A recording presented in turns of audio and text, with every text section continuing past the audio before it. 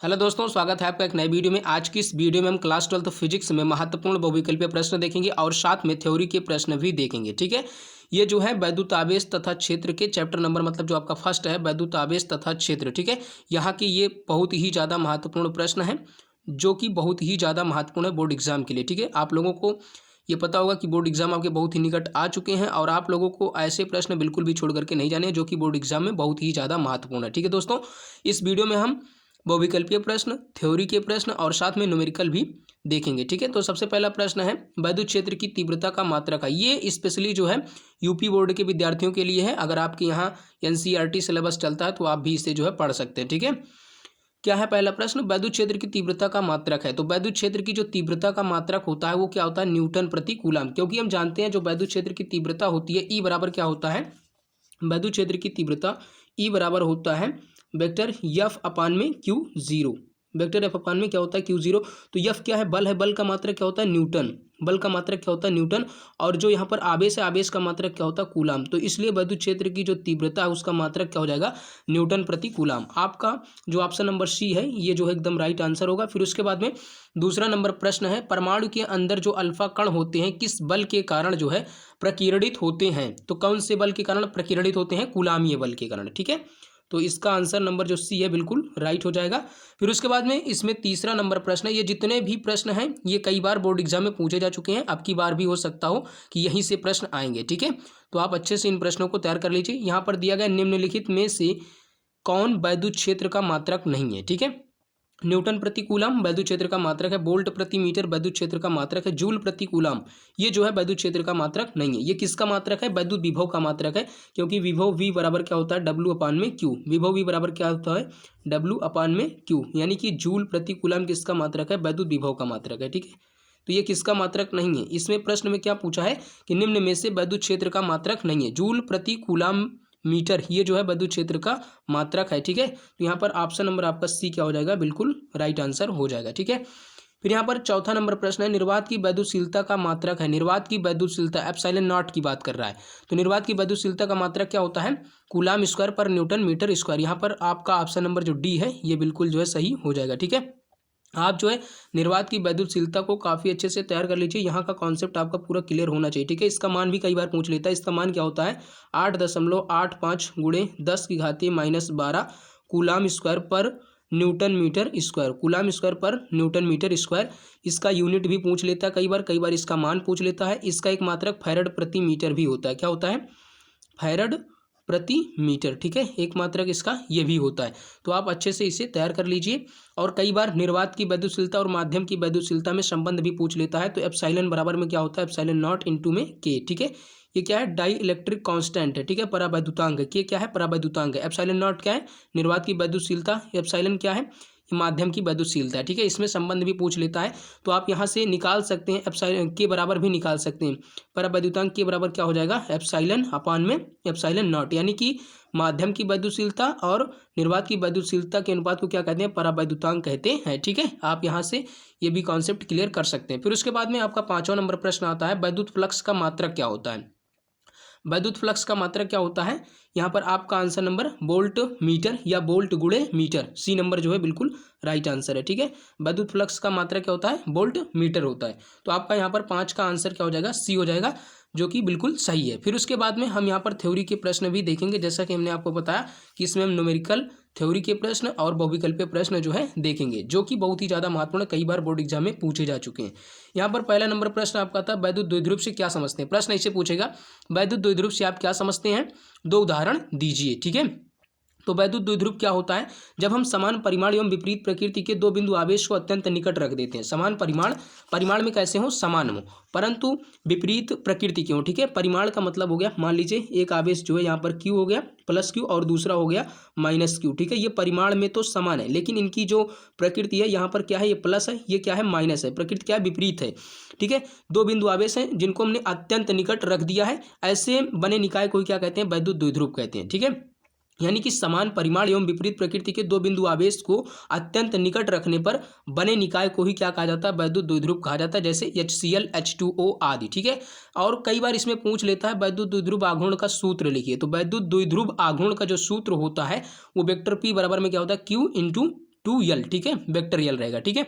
अभी आगे हम इसका जो है पूरा कॉन्सेप्ट सीखेंगे वैद्युत द्विध्रुव आघूर्ण का। फिर उसके बाद में दूसरा नंबर प्रश्न जो कि बहुत ही ज़्यादा महत्वपूर्ण है, ये भी कई बार बोर्ड एग्जाम में पूछा जा चुका है, कूलाम का वैद्युत बल संबंधी नियम क्या होता है, ठीक है। तो कूलाम का वैद्युत बल संबंधी नियम क्या होता है, किन्हीं दो स्थिर बिंदु आवेशों के बीच कार्यरत वैद्युत बल, ना किन्हीं दो बिंदु आवेश तो आप समझ गए ना, प्लस क्यू माइनस क्यू, ये कैसे आवेश हैं, दो बिंदु आवेश हैं, उनके बीच कार्यरत वैद्युत बल। वैद्युत बल का मतलब होता है आकर्षण बल या फिर प्रतिकर्षण बल। जहां पर भी वैद्युत बल की बात की जाएगी वहां पर आप ये समझेंगे कि यहाँ पर आकर्षण बल या प्रतिकर्षण बल की बात हो रही है, ठीक है। यानी कि किन्हीं दो स्थिर बिंदु, कैसे बिंदु हो, स्थिर बिंदु आवेशों के बीच जो है कार्यरत वैद्युत बल दोनों आवेशों के परिमाणों के गुणनफल के, दोनों आवेशों के परिमाणों के गुणनफल के अनुक्रमानुपाती तथा उनके बीच की दूरी के क्या होता है, वर्ग के व्युत्क्रमानुपाती होता है। ध्यान से आप समझिए, बहुत अच्छे से आप समझ पाएंगे चित्र के माध्यम से। यहाँ पर कह रहा है आवेशों के परिमाणों के गुणनफल के अनुक्रमानुपाती तथा उनके बीच की दूरी के वर्ग के क्या है, व्युत्क्रमानुपाती है। ये हो गए दो बिंदु आवेश, एक हो गया Q1 दूसरा हो गया Q2, ठीक है। क्या हुआ, एक Q1 हो गया दूसरा Q2 हो गया। ये दो कैसे बिंदु आवेश हैं, स्थिर बिंदु आवेश हैं, ठीक है। कैसे बिंदु आवेश हैं, दो स्थिर बिंदु आवेश हैं। ये Q1 और Q2 दो स्थिर बिंदु आवेश हैं, इनके बीच की दूरी क्या है, r है, ठीक है। तो इनके बीच जो कार्यरत वैद्युत बल यानी F जो इसमें बल कार्य करेगा वो दोनों आवेशों के परिमाणों के गुणनफल के, दोनों आवेशों के यानी Q1 और Q2 दोनों आवेशों के परिमाणों के गुणनफल के, परिमाण यहाँ पर दिशा से कोई मतलब नहीं, केवल परिमाण की बात कर रहा है, ठीक है। गुणनफल के अनुक्रमानुपाती तथा उनके बीच की जो दूरी r है उसके वर्ग के यानी r के वर्ग के व्युत्क्रमानुपाती होता है, ठीक है।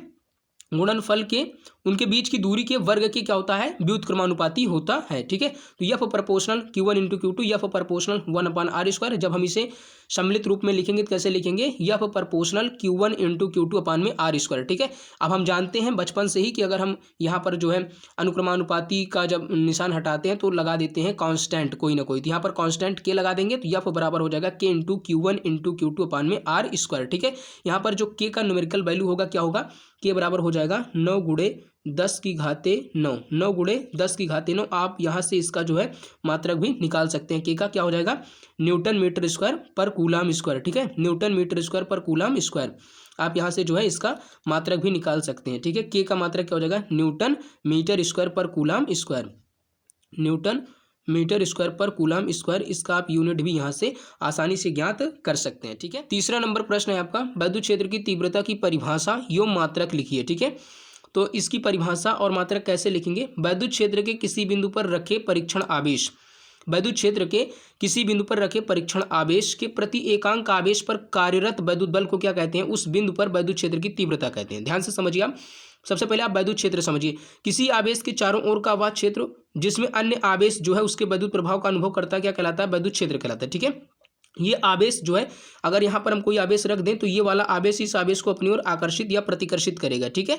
हम जानते हैं जब समान प्रकृति का होगा तो क्या करेगा, प्रतिकर्षित करेगा, विपरीत प्रकृति का होगा तो आकर्षित करेगा। लेकिन अगर यही आवेश को यहाँ पर रख दें तो इसके क्षेत्र के क्या हो गया, इस आवेश के क्षेत्र के बाहर हो गया ये वाला आवेश, तो ये वाला आवेश इस आवेश को आकर्षित नहीं कर पाएगा क्योंकि ये आवेश जो है इसके क्षेत्र के क्या हुआ, बाहर हो गया। तो ऐसे कह रहा है कि वैद्युत क्षेत्र के किसी बिंदु पर, ये मान लीजिए वैद्युत क्षेत्र का, चाहे ये बिंदु ले लीजिए चाहे ये बिंदु ले लीजिए, कोई भी बिंदु आप ले लीजिए वैद्युत क्षेत्र का, ठीक है। बिंदु पर रखे परीक्षण आवेश, परीक्षण आवेश को Q0 से प्रदर्शित करते हैं। परीक्षण आवेश कोई जो है वास्तविक आवेश नहीं होता या एक काल्पनिक आवेश है। ये किसी अन्य आवेश पर, परीक्षण आवेश जो है किसी अन्य आवेश पर कोई भी बल नहीं लगाता, बल्कि अगर वो आवेश इसके ऊपर कोई बल लगाएगा तो ये जो है उसका अनुभव करेगा, ठीक है। तो वही कह रहा है कि वैद्युत क्षेत्र के किसी बिंदु पर रखे परीक्षण आवेश, यहाँ पर मान लीजिए एक बिंदु हम ले रहे हैं और ले करके यहाँ पर एक हम परीक्षण आवेश Q0 रख दे रहे हैं, ठीक है। यानी कि किसी बिंदु पर रखे परीक्षण आवेश के प्रति एकांक, इस परीक्षण आवेश के प्रति एकांक आवेश पर कार्यरत जो बल कार्य करेगा यहाँ पर, ठीक है। अगर हम जानते हैं समान प्रकृति के होंगे तो क्या करेंगे, प्रतिकर्षित करेंगे, विपरीत प्रकृति के होंगे तो आकर्षित करेंगे। यही जो बल यहाँ पर कार्य करेगा, जो वैद्युत बल कार्य करेगा, ठीक है, वही क्या कहलाएगा, वैद्युत क्षेत्र की तीव्रता कहलाएगा, ठीक है। वैद्युत क्षेत्र की तीव्रता का मतलब ये होता है किसी भी बिंदु पर वैद्युत क्षेत्र का मान ही क्या कहलाता है, वैद्युत क्षेत्र की तीव्रता कहलाता है। वैद्युत क्षेत्र की तीव्रता से वैद्युत क्षेत्र के मान को ज्ञात किया जाता है, ठीक है। वैद्युत क्षेत्र की तीव्रता वेक्टर ई बराबर में क्या हो जाएगा, वेक्टर एफ अपान में क्यू जीरो। ठीक है, एफ का मात्रक क्या होता है, एफ क्या है, बल है तो बल का मात्रक न्यूटन, और क्यू क्या है, आवेश, तो आवेश का मात्रक कूलम। इसका मात्रक क्या हो जाएगा, न्यूटन पर कूलम।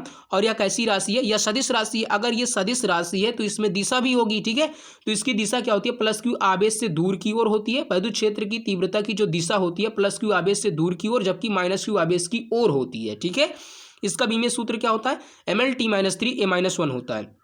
उसके बाद में चौथा नंबर प्रश्न, ये भी बहुत ज़्यादा महत्वपूर्ण है। स्थिर वैद्युतिकी में गॉस के नियम का उल्लेख कीजिए। गॉस के नियम से क्या करते हैं, वैद्युत फ्लक्स का मान ज्ञात करते हैं। ठीक है, किस पृष्ठ का, जो कि बंद पृष्ठ हो। ठीक है, तो इसका नियम क्या लिखेंगे, इस नियम के अनुसार किसी बंद पृष्ठ का वैद्युत फ्लक्स, किसी बंद पृष्ठ का वैद्युत फ्लक्स उस पृष्ठ के अंदर उपस्थित समस्त आवेश का, समस्त आवेश मतलब कि सिग्मा क्यू का 1/ε0 या 1/ε0, ε0 या इसे ε0 भी पढ़ते हैं। ठीक है, गुना होता है, यानी फाई ई बराबर क्या हो जाएगा, सिग्मा क्यू इंटू में 1/ε0। ठीक है, यहाँ पर ε0 क्या है, निर्वात की वैद्युतशीलता है। ε0 क्या है, निर्वात की वैद्युतशीलता है।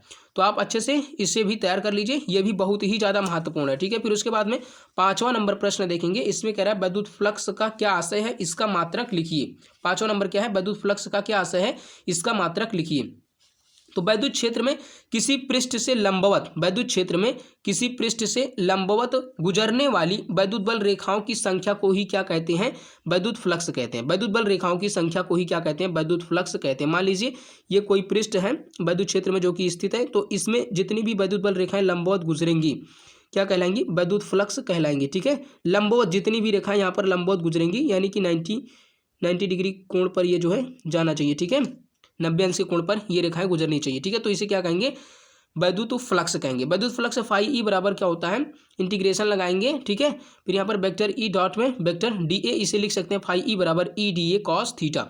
यह कैसी राशि है, यह अदिश राशि। इसका मात्रक क्या होता है, न्यूटन मीटर स्क्वायर पर कूलाम होता है। क्या होता है, न्यूटन मीटर स्क्वायर पर कूलाम होता है, क्योंकि हम जानते हैं वैद्युत क्षेत्र की जो तीव्रता होती है उसका मात्रक क्या होता है, एफ अपान में क्यू होता है, यानी न्यूटन पर कूलाम होता है। यहाँ पर क्षेत्रफल है, क्षेत्रफल का मात्रक क्या होता है, मीटर स्क्वायर होता है, तो इसका मात्रक क्या हो जाएगा, न्यूटन मीटर स्क्वायर पर कूलाम।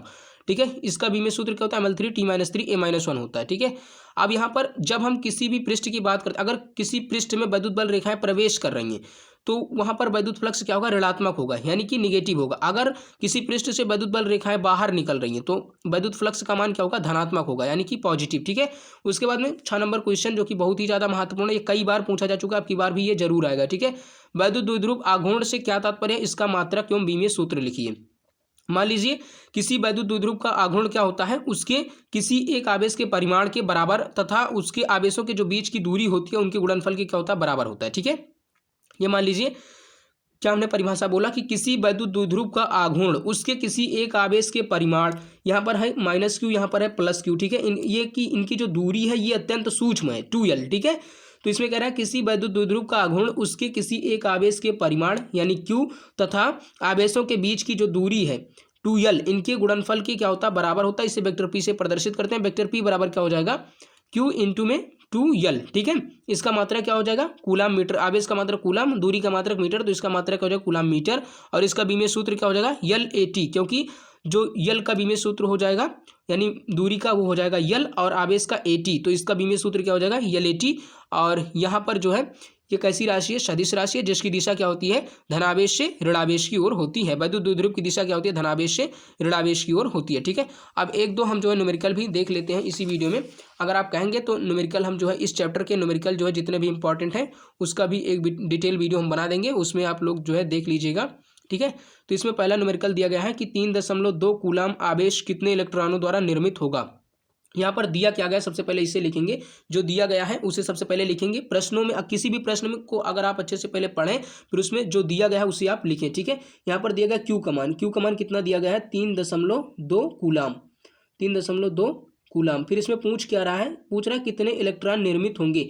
इलेक्ट्रॉन यानी कि n का मान हमसे पूछ रहा है, और यहाँ पर E का मान हम जानते हैं कितना होता है, 1.6 गुणे 10⁻⁻19 कूलाम, -19 कूलाम। ठीक है, यहाँ पर हम सूत्र लगा देंगे आवेशों के क्वांटीकरण वाला, क्या होता है, Q बराबर क्या होता है, N इंटू में E। ठीक है, तो यहाँ पर हमें N का मान ज्ञात करना है। Q का मान कितना दिया है, 3.2 कूलाम बराबर N का मान ज्ञात करना है इंटू E का मान कितना है, 1.6 गुणे 10⁻⁻19। ठीक है, यहाँ पर हम यन का मान कैसे ज्ञात करेंगे, यन बराबर कितना हो जाएगा 3.2, यहाँ पर पूरे का बट्टा क्या हो जाएगा, ये देखिए गुणे में है तो यह हो जाएगा भाग में इधर जब जाएगा, ठीक है, हो जाएगा 1.6 गुणे 10 की घाते -19। अब यहाँ पर एक अंक पे दशमलव नीचे है, एक अंक पे दशमलव ऊपर है, कैंसिल कर देंगे, 16 के 16, 16 दूना 32, यानी कि जो यन का मान आ गया वो हो जाएगा 2 गुणे ये 10 की घाते -19 नीचे, इसे ऊपर ले जाएंगे तो क्या हो जाएगा प्लस में हो जाएगा 10 की घाते +19, ठीक है। ये इलेक्ट्रॉनों की संख्या आ गई, इतना जो है इलेक्ट्रॉन जो है निर्मित होगा, इलेक्ट्रॉनों द्वारा निर्मित होगा इतना आवेश। इतना आवेश अगर हमें निर्मित करना है 3.2 कूलम तो हमें इतने इलेक्ट्रॉनों की आवश्यकता होगी। उम्मीद करता हूं कि आपको इस वीडियो में बहुत कुछ हम समझा पाएंगे, सिखा पाएंगे। दोस्तों वीडियो बहुत लंबा होता चला जा रहा है, अगर आप इसका जो है अंकिक प्रश्नों पर वीडियो चाहते हैं कि आप जो है चैप्टर फर्स्ट के सभी अंकिक प्रश्नों को, हर टाइप के अंकिक प्रश्नों को लगा सकें तो आप कमेंट करके बताना, इस पर हम एक फुल डिटेल वीडियो बना देंगे। वीडियो देखने के लिए बहुत बहुत धन्यवाद। मिलते हैं किसी अगली वीडियो में, तब तक के लिए जय हिंद, वंदे मातरम।